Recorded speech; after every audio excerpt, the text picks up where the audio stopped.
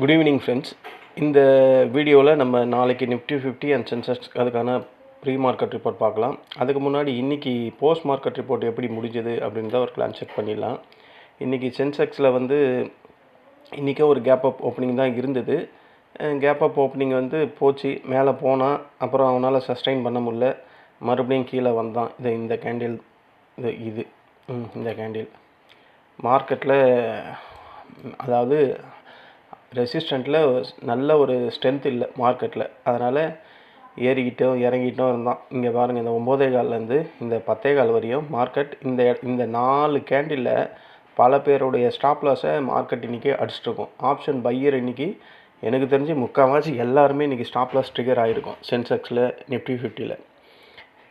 ஏன்னா பாருங்களேன், மேலே போனால் இறங்கினா, அதுக்கப்புறம் அதே மாதிரி ஒரு மேலே போச்சு, அதுக்கப்புறம் அதே மாதிரி கீழே வந்தான், மறுபடியும் மேலே போனால் மறுபடியும் கீழே வந்தான். இதில் கண்டிப்பாக ஸ்டாப் லாஸ் கண்டிப்பாக ட்ரிகர் ஆகிருக்கும். கண்டிப்பாக எல்லாருமே லாஸஸ் தான் வந்திருப்பாங்க. ஏன்னா நமக்கு மார்க்கெட்டை தான் டெய்லியும் வாட்ச் பண்ணுறோமே. அப்போ இன்றைக்கி ஆப்ஷன் பையர் அந்த 1 மணி நேரத்துக்குள்ளேயே ஸ்டாப் லாஸ் 2 பக்கமும் ட்ரிகர் ஆகிருக்கும். கண்டிப்பாக 2000 2500 லாஸ் கம்பல்சரி வந்திருக்கும். அதுக்கப்புறம் மார்க்கெட்டில் அதே ஒரு ரேஞ்ச் பவுண்ட் தான், 9:15 இந்த 11:15 வரையும். அதுக்கப்புறம் ஒரு பீரி ஸ்ட்ராங்காக வந்தான். அதுக்கப்புறம் நம்ம சப்போர்ட்டை நோக்கி தான் வந்தது. 81,937 71 வரையும் வந்திருக்கு. அதுக்கப்புறம் மறுபடியும் அங்கேருந்து 12:15 2:15 வரையும் சைட்வே தான், மறுபடியும் அதே ரேஞ்சிலே தான் ஆடிக்கிட்டு இருந்தான். அதுக்கப்புறம் ஒரு ஸ்ட்ராங்கான ஒரு புல்லிஷ் 2:30 மணிக்கு மேலே. நான் எப்போவுமே சொல்கிற மாதிரி இந்த 2:15 இந்த 2:45 ஒரு ஸ்ட்ராங்கான ஒரு புல்லிஷ் கேண்டில் வருது. நானும் இதை 2 வாரமாக நோட் பண்ணிக்கிட்டு தான் இருக்கேன். அதுக்கப்புறம் ஒரு பீரிஷ், அப்புறம் ஒரு புல்லிஷ். இன்றைக்கி சென்செக்ஸில் இந்த கால் தாங்க கொடுத்தேன். இந்த கால் கொடுத்தது அப்போ இது பேஸாக தானே இருந்தது, ப்ளூ லைனு. அதை தொட்டுட்டு இறங்கும் போது கொடுத்தேன். பெரிய லெவல்லாம் ப்ராஃபிட் இல்லை. இன்றைக்கி 1000 ரூபா கிட்ட தான் இருக்கும். ஏன்னா நான் கொடுத்ததே பாதியில் தான் கொடுத்தேன். இங்கே டச் பண்ணும் போது தான் கொடுக்கல, பாதியில் இருக்கும் போது தான் கொடுத்தேன். ஏன்னா இது ரெண்டுமே புல்லிஷில் ஸ்ட்ரென்த்தே இல்லாமல் இருக்குது. சரி, ஆனால் அதுக்கப்புறம் இது வரையும் வந்தான் ஸ்ட்ராங்காக. சரி, ஒரு வேளை உடச்சிருவானோன்னு டவுட்டில் நான் கொடுக்கல. அதுக்கப்புறம் அது ரிவர்ஸ் ஆகும்போது தான் சரி அங்கே கொடுத்தேன். அங்கே கொடுத்துட்டு இதை டச் பண்ணுற வரையும் வெயிட் பண்ணலான்னு பார்த்தா அதுக்குள்ளேயே அவன் பாதியிலே ரிவர்ஸ் ஆகிட்டான். அதனால் மினிமம் ப்ராஃபிட்லேயே வெளியே வர மாதிரி போச்சு. அதுக்கப்புறம் மார்க்கெட்டில் எங்கேயுமே கொடுக்குற மாதிரியே இல்லை. இங்கேயும் கொடுக்குற மாதிரி இல்லை, இந்த இடத்துலையும் கொடுக்குற மாதிரி இல்லை. இது எதிர்பாராமல் இருக்கும்போது வந்த ஒரு பீரிஷ் கேண்டில். ஸோ நம்ம எக்ஸ்பெக்டடாக உக்காண்ட்ருக்கும் போது வந்தது ஒன்றுமே இல்லை. எதுவும் திடீர்னு தான் வந்தது. ஸோ இன்றைக்கி சென்செக்ஸில் ஒரே ஒரு கால் தான் ப்ராஃபிட், அந்தளவுக்கு ஒன்றும் இல்லை. 1000 ருபீஸ் தான் இருக்கும் ப்ரோக்கரேஜெலாம் டிடெக்ட் பண்ணால். இது சென்செக்ஸில் நடந்த போஸ்ட் மார்க்கெட் ரிப்போர்ட்டு. நிஃப்டி 50ல் வந்தால், நிஃப்டி 50ல் ஒரே நிமிஷம், திடீர்னு பாஸ்வேர்டு கேட்குது. நிஃப்டி 50ல் இன்றைக்கி அதுவும் ஒரு கேப் அப் ஓப்பனிங் தான். நம்ம ஆல்ரெடி கேப் அப் ஓப்பனிங் கண்டிப்பாக ஒரு 30 பாயிண்ட்டுக்குள்ளே கிடைக்குன்னு பார்த்தோம். ஆனால் அவன் நேற்று மாதிரி 70 பாயிண்ட்டே ஓப்பன் ஆச்சு. ஓப்பன் ஆனவொடனே நம்ம ரெசிஸ்டண்ட்டை தொட்டுட்டு இறங்குச்சு 25,572. அதை தொட்டுட்டு இறங்குச்சு. இவனும் இந்த இடத்துல பல ஆப்ஷன் பையரை ஸ்டாப் லாஸை ட்ரிகர் பண்ணியிருப்பான். கண்டிப்பாக ட்ரிகர் ஆகிருக்கும். பாருங்களேன், என்ன சொல்கிறது, படிக்கட்டு இறங்குற மாதிரி இல்லை.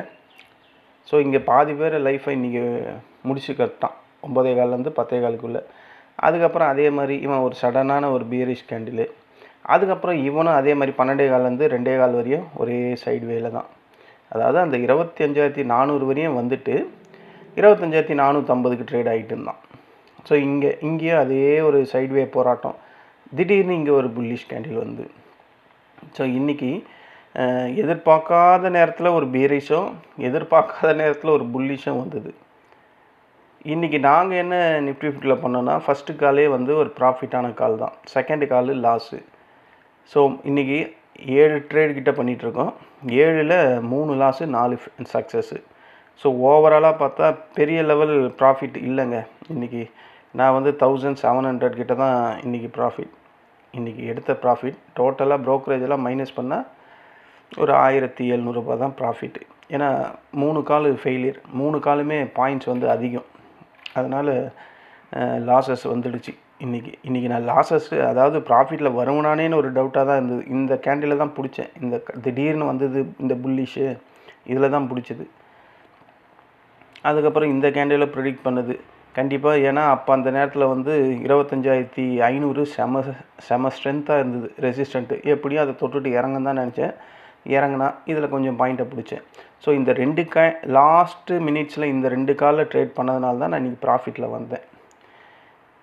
நான் ஏன்னா ஒரு லாட்டில் இன்றைக்கி 3 ஒரு ட்ரேடில் 3 லாட் எடுத்தேன். அதனால் இதில் ஒரு 6 பாயிண்ட்டு, அப்படி அதில் ஒரு 5 பாயிண்ட் அந்த மாதிரி வந்துடுச்சு.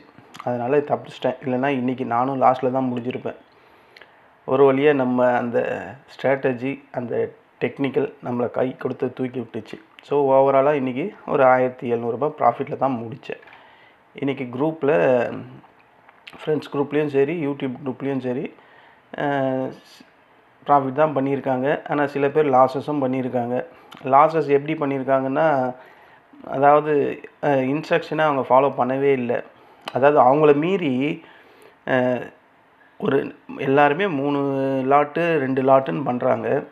அப்படி பண்ணும்போது அந்த ஸ்டாப் லாஸ் அவங்க ஃபிக்ஸ் பண்ணுற அந்த நம்பரை மீறி மார்க்கெட்டு ஜம்ப் ஆகியே போயிடுச்சான் அப்படின்னு சொல்கிறாங்க. 5 பாயிண்ட்டு, இப்போ ஸ்டாப் லாஸ் வந்து ஒரு 5 பாயிண்ட்டில் நம்ம வெளியே வரணும்னா அந்த 5 பாயிண்ட்டில் வெளியே வந்துடணும். அது வந்து 15, 20ன்னு போனதுக்கப்புறம் பெரிய லெவல் லாஸஸ் ஆகிடுச்சு இன்றைக்கி ஒரு சில பேருக்கு. அது அவங்க மேலேயே மிஸ்டேக் இல்லை, அவங்க எப்படியோ அதை மிஸ் பண்ணிட்டாங்க. அது அந்த இடத்துல வந்து செல் ஆஃப் பண்ணிடணும், அதை விட்டுட்டாங்க. அது பெரிய லாஸுக்கு கொண்டு போயிடுச்சு சில பேருக்கு. அதுக்கப்புறம் அந்த லாஸஸை ரெக்கவரி பண்ணுறதுக்கு கொஞ்சம் போராட்டமாக இருந்தது. இன்றைக்கி மார்க்கெட்டே அப்படி தாங்க இருந்தது. மார்க்கெட்டு ஏறிக்கிட்டு இறங்கிட்டு இந்த இந்த இந்த இடத்துல பாதி பேரை இம்சை பண்ணிடுச்சு, இந்த இடத்துலையும் பாதி பேரை இம்சை பண்ணிடுச்சு.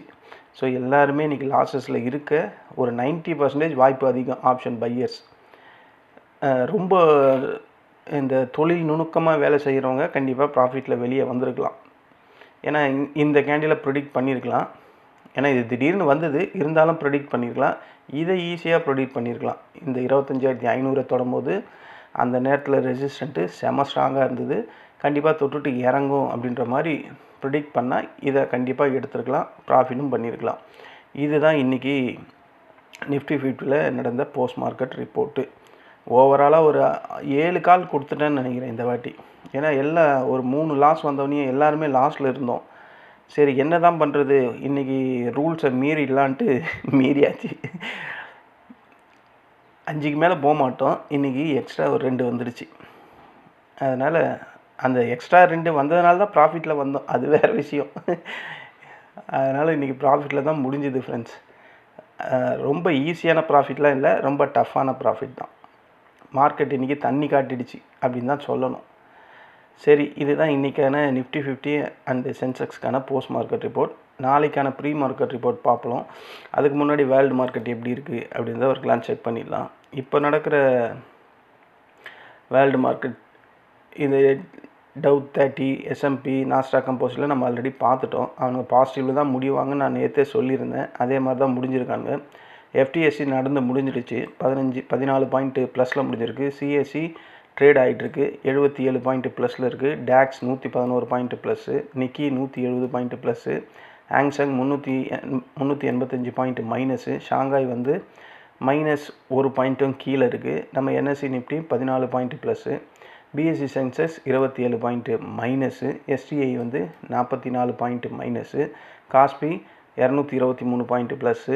US டாலர் ஸ்ட்ரென்த் ஆகிட்டுருக்கு. அதுக்கப்புறம் நம்ம USD INR அது லைட்டாக ஸ்ட்ரென்த் ஆகிருக்கு.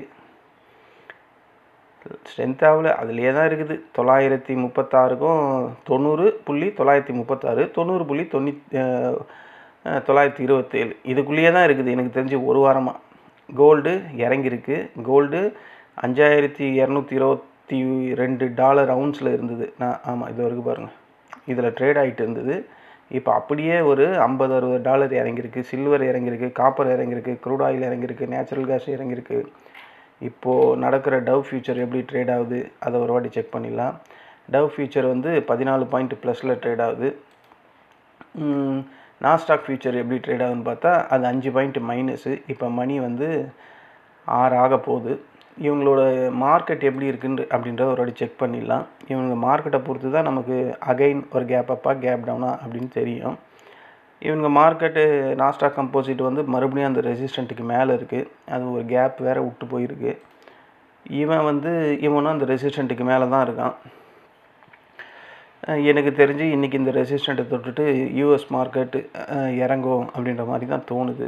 அதாவது இந்த 49,625 க்ளோஸ் பண்ணி ஒரு புல்லிஷ் வந்தால் மேலே போயிடும்.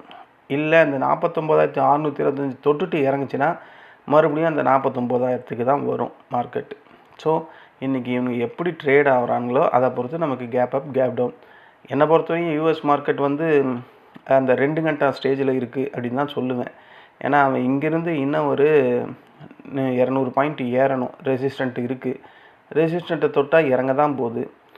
ஸோ ஒரு 50-50 சான்சஸ் தான் இருக்குது மேலே போகிறதுக்கு.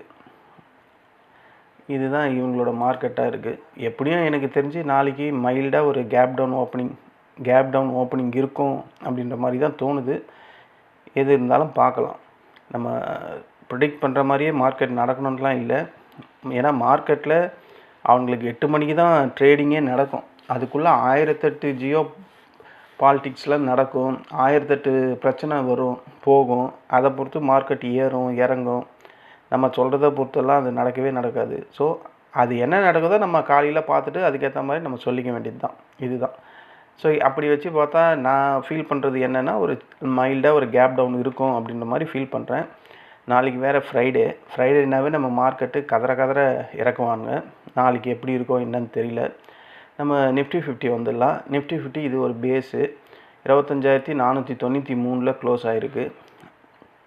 ஒரு கேப் அப் ஓப்பனிங் கிடைச்சா இந்த 25,572 அகைன் இதுதான் ரெசிஸ்டண்ட்டாக இருக்கும். அதையும் உடைச்சானா அங்கேருந்து சாலிடாக 25,655 அங்கே தான் போகும். அதுக்கு முன்னாடி இங்கே ஒரு சின்ன ரெசிஸ்டண்ட் இருக்குது.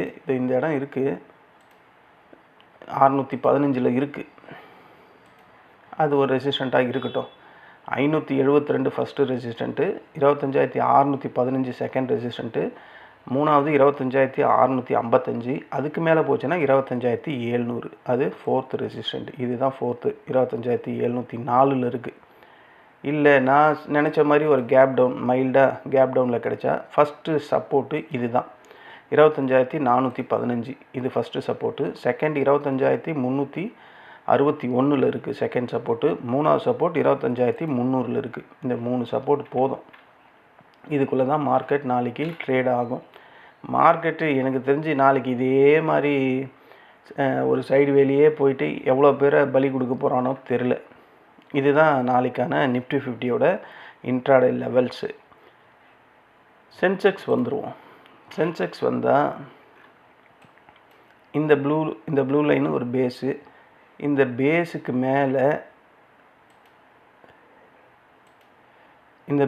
மேலே ஒரு கேப் அப் ஓப்பனிங் கிடைச்சா அதுக்கான ஃபஸ்ட்டு ரெசிஸ்டண்ட்டு இதுதான். ஃபஸ்ட்டு ரெசிஸ்டண்ட்டு 82,579 இது ஃபஸ்ட்டு ரெசிஸ்டண்ட்டு.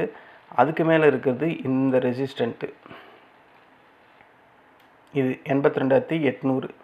அதுக்கு மேலே இருக்கிறது தான் இந்த ரெசிஸ்டண்ட்டு 82,968.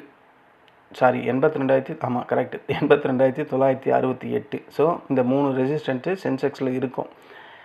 இல்லை நான் நினச்ச மாதிரி ஒரு கேப் டவுன் மைல்டாக ஒரு கேப் டவுன் ஓப்பனிங்காக இருந்தால் ஃபஸ்ட்டு சப்போர்ட்டு 89,937. அதுக்கப்புறம் இருக்கிறது 81,666.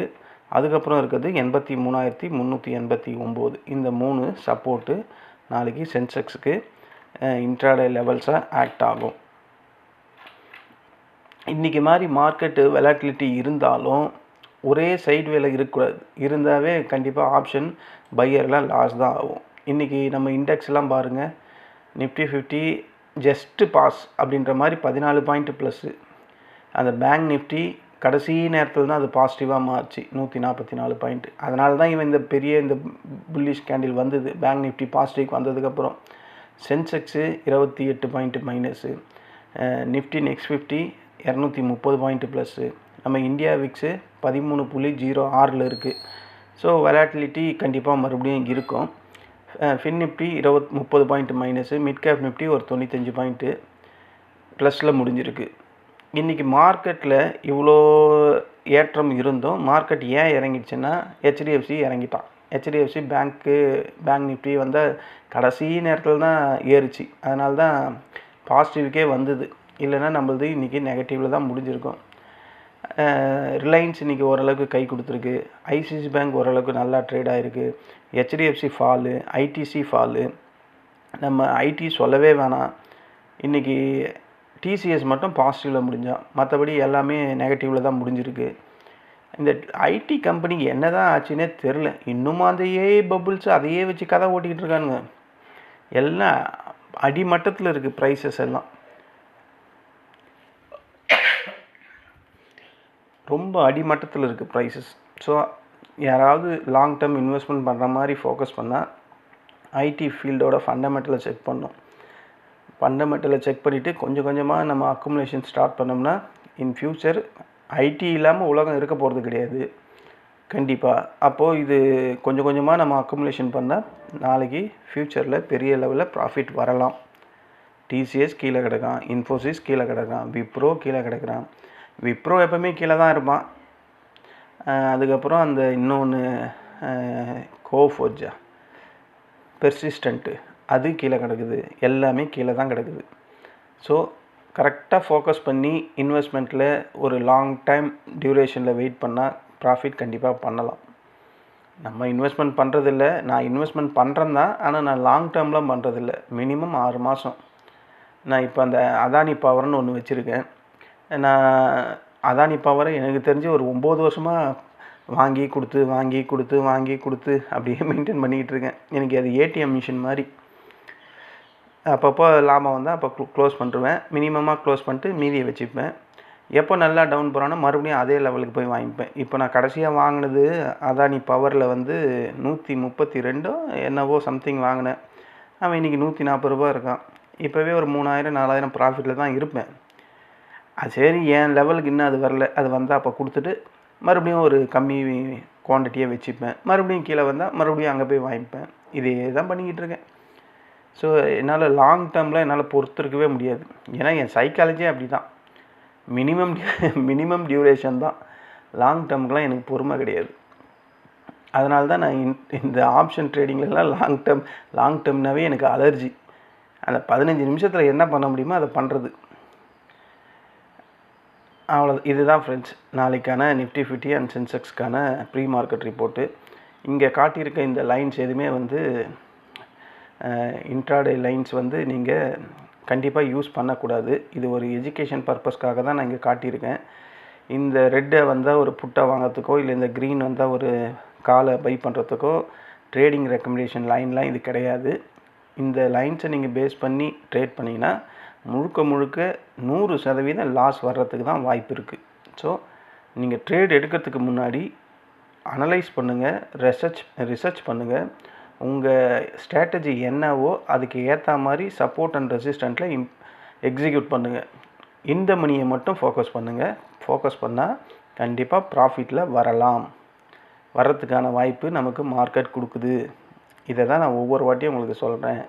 ஆனால் இப்போ ரொம்ப பேர் எனக்கு வாட்ஸ்அப்பில் மெசேஜ் பண்ணுறது என்னன்னா, நீங்கள் சொல்கிற பிரின்சிபல்ஸை நான் ஃபாலோ பண்ணுறதுனால எனக்கு மினிமம் ப்ராஃபிட் கிடைக்குது. நான் முன்ன லாஸஸ்லேயே தான் முடிப்பேன். இப்போலாம் எனக்கு ஒரு 700-800 கிடைக்குது மார்க்கெட்டில் அப்படின்னு ரொம்ப சந்தோஷமாக தெரிவிச்சிருக்காங்க. யூடியூப்பில் சில பேர் கமெண்ட்டும் போடுறீங்க. எனக்கு கேட்க ரொம்ப சந்தோஷமாக இருக்குது.